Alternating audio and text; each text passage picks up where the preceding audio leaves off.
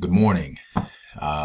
Hope everyone is well and had a great weekend, and you guys are having an even better Monday morning. As I'm excited about the things that we continue to do here at Apex.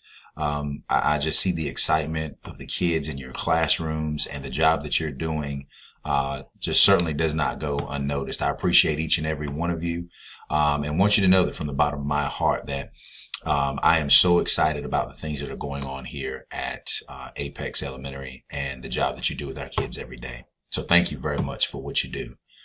I just wanted to take a moment to share a few updates with you all in regards to some of the things that we have or that we're going to do moving forward. First, let's talk about the curriculum audit. So the county went through a process where a certain number of schools went through a curriculum audit, and what the audit consisted of was a group of educators going through schools and really looking at standards that were being taught in classrooms. And they were doing a survey, and they compiled all this data.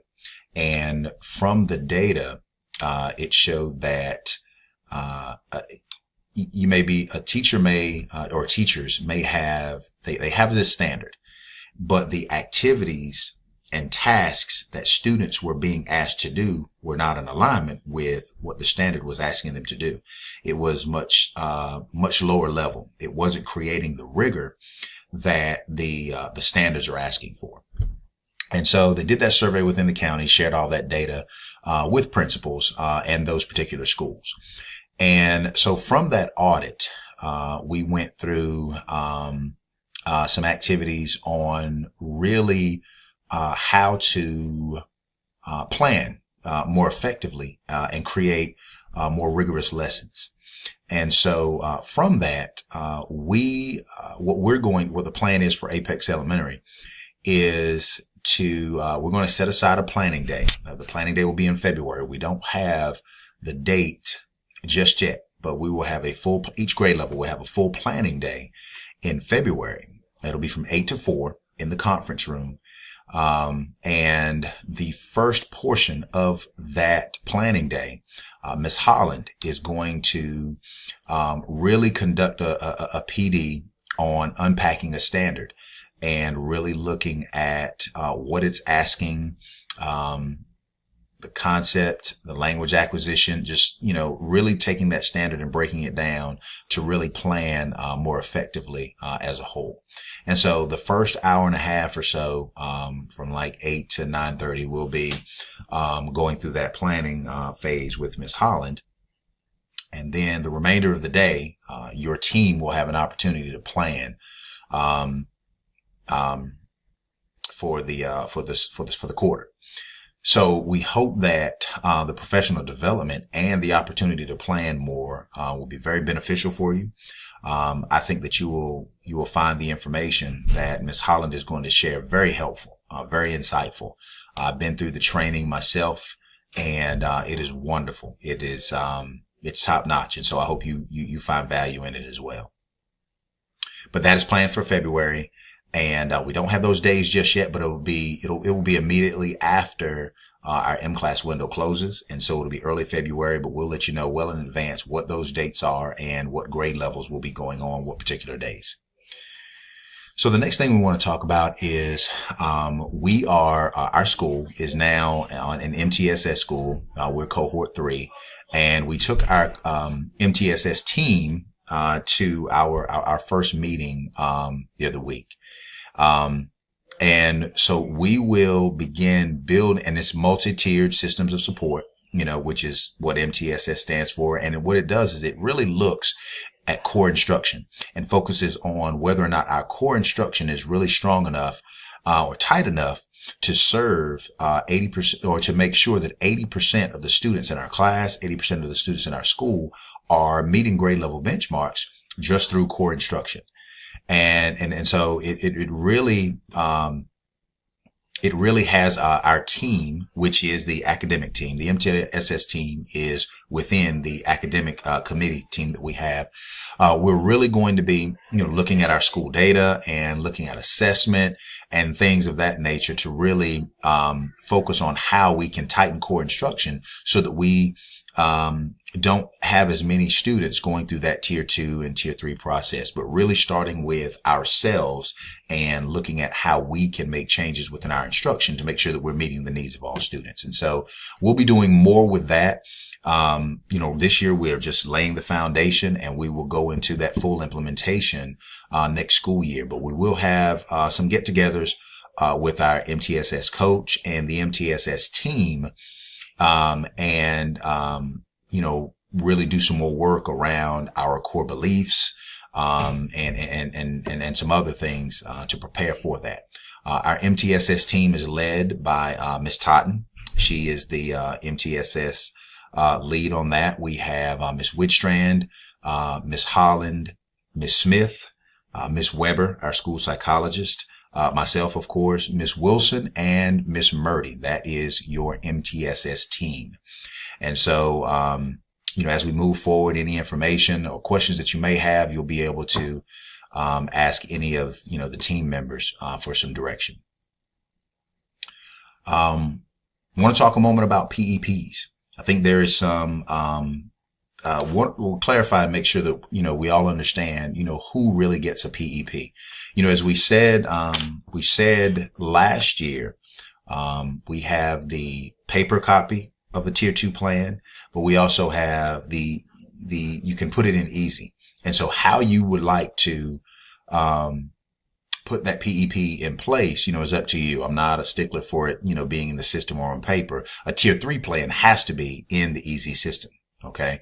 But for students who are below grade level, and I'm looking at a student's report card, their overall grade level, their overall grade, on a report card in language arts, in math, a student who is performing at a level 2 after the first quarter should have a PEP, unless, if you have a student that is a level 2 but making really good progress, that student you don't have to create a PEP for that student because they are making good progress.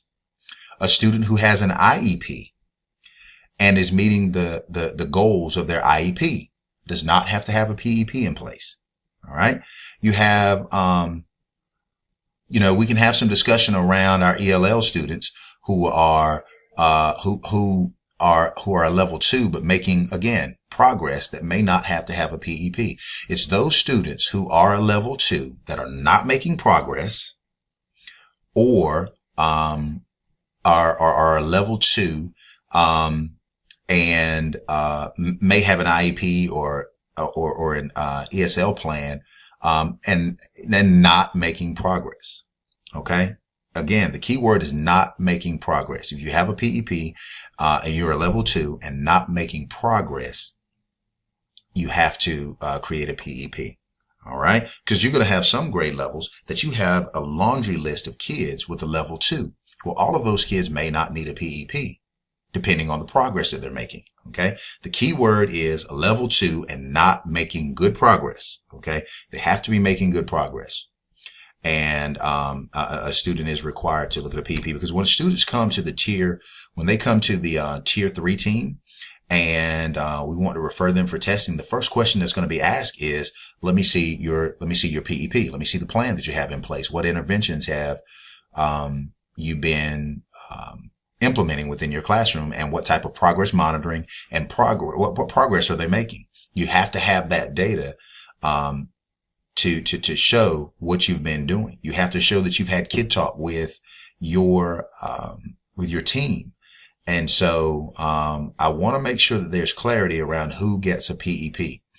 So if you do have any questions, your grade level contact, that, the admin person who is attached to your PLT can answer those questions for you. But just because a student has an overall 2 on their report card doesn't necessarily mean that they have to have a PEP. Okay. And the last thing that I want to share, committee meetings for January 3rd, which is the first day that we'll be back after the holiday break. That will not be a committee meeting. Okay. So when you're making your plans, do not plan for January 3rd to be your committee meeting. With that being the first day back and the M-Class window opening on the 4th, there are some M-Class updates that have to be addressed, and Ms. Whitstrand is going to do a M-Class update for K3. And this is just K3 because it involves TRC. So on January 3rd, mark your calendar. There is no committee meeting. There is an M-Class refresher for K3 in the Media Center that we have to take care of before the window opens on January 4th.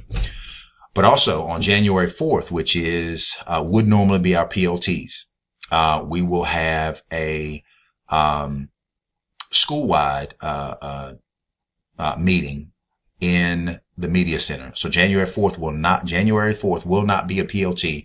It will be a school-wide meeting in the Media Center. So if you would please mark your calendar for January 3rd, M-Class refresher for K3, and January 4th, which is the entire staff in the Media Center for an hour professional development, which would take the place of PLTs. Okay. It won't be any longer than PLTs. All right. If you have any questions, comments, or concerns, please do not hesitate to reach out and ask. Thank you.